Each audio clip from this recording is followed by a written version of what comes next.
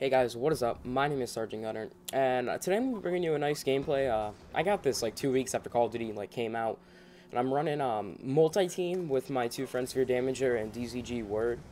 Or on the map, I believe it's called Meltdown. You know, multi-team hardpoint, really fun game mode that I actually haven't been able to play in a while, and hopefully I'll get back to that. But what I wanted to talk about today was is competitive gaming slash MLG, should it be considered a sport? Now, I know right away that gets everyone's minds going like, well, doesn't it have any physical activity, which is what the definition of a sport is. But I'm saying it in more like a superficial sort of way. Because people think, oh, you just sit on your butt all day and freaking, press buttons. But I wanted to bring in some points that, it shares similarities with real sports such as baseball, football, golf, whatever. Because there are sports out there like what is it, table tennis. Table tennis isn't really it doesn't exert a lot of energy. But anyway, back to the MLG aspect of it. My first point is there's professionals in the league. There are people who get paid to play Call of Duty. There are people who get paid to do anything you could think of on this earth. Alright, and Call of Duty is no exception. They get paid to be good at this game and win matches, win tournaments and stuff like that. They put a ton of time. If you guys watch someone like Optic Nadeshot, he's live streaming 8 hours a day, scrimming against other pro teams, or he's in league play. He's every second of that time he's playing, he's trying to better his game. Always. You don't really see him messing around as much. I mean, he pulls out the sniper every now and then, which is fun to watch, but you don't see him not trying to better his game. You see that, I don't know, they probably have 2 hours of scrims a night between him, Nadeshot, Scumpy, Merc, and, who else am I missing? Big Timer. And they're always playing against other teams like Complexity, who actually beat them out of MLG Dallas, which that was a lot of fun to watch. There's next one coming up, it's the Call of Duty XP, I think they're calling it. Watch that. If you don't, you're missing out. But they always scrim teams. They're always scrimming a competitive team, and they're always, learning callouts, and they probably already know all of them, but they're practicing on the maps that are going to be in rotation for the upcoming tournament. And they have practices. They put a lot of time into this, more so than we do. Just like, we play basketball as pickup games, most of us. We probably don't play it, in a competitive sort of sense unless we're, on a recreational or high school team. Then you're playing, competitively, but we still just will play pickup games with our friends out in our driveway. But you don't see people like LeBron James and all those big guys. You don't really see them play pickup games. They're always trying to better their game any way, shape, or form, any way possible. And that's something that these Call of Duty guys do that, they do constantly. They're always trying to better their game. There's the competitive aspect of what's on the line for these people. I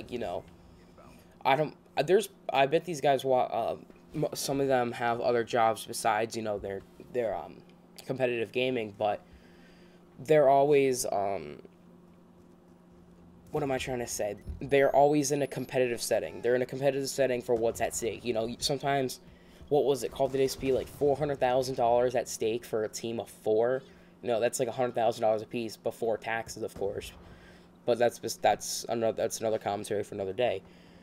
They have so much on the line. $100,000, of course, before taxes again, is a lot of money. That's a lot. That's some people's paycheck for the year. That's what they make in a year, and they're putting that all on the line, relying on their skills in this setting. Physical exertion, no.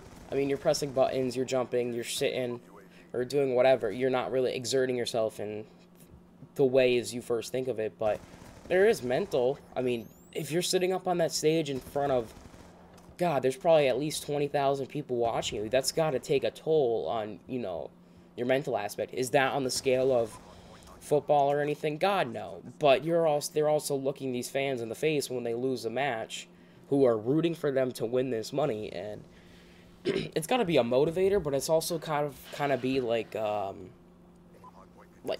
of a lot of weight on your shoulder. You know, like you're just looking at your fans' faces and stuff like that. Like MLG Dallas, you know, Optic, they put up a really good fight against Complexity. They got knocked into the losers bracket by Infinity, I believe. I think it was on Infinity. They got knocked out losers bracket. They go against Complexity. Complexity knocks them out of MLG Dallas. They ended up placing 5th, which the good part about that is that puts them in for the Call of Duty XP. I don't even know what they're calling it. I don't even know the name of it, but it's like a Call of Duty XP tournament. It's run by developers, I think, and there's a lot at stake for that. For Dallas, I believe the prize money for first place was 50,000, and I believe it was Farico, or however you say their name, won.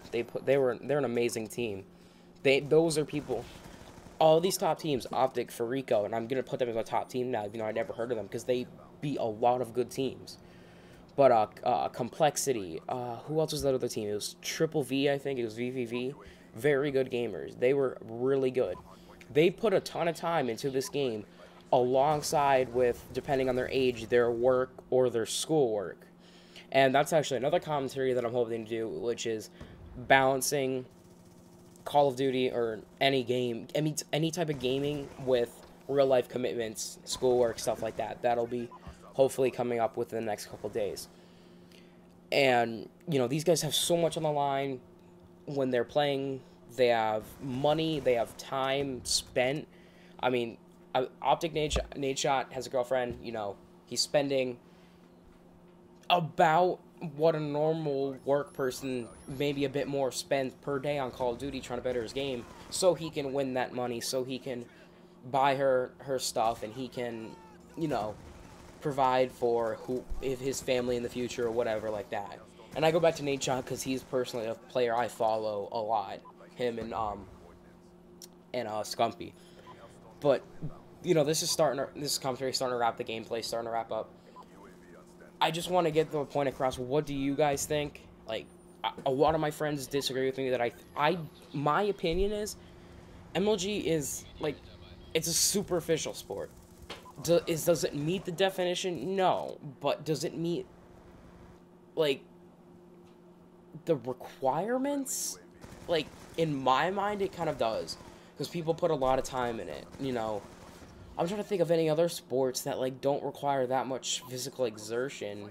And, you know. I mean, isn't chess considered a sport? I mean, there's, like, mind game, like, chess and stuff like that. A lot of people consider a sport. And it's because, oh, it's a mental aspect. There's definitely a huge mental aspect to playing on that sort of level in Call of Duty. There's no doubt about it. Alright guys, well I'm going to wrap up this commentary.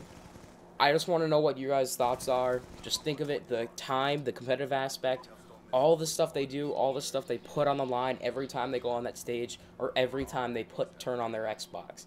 I hope you guys have a good day, and I'll see you later.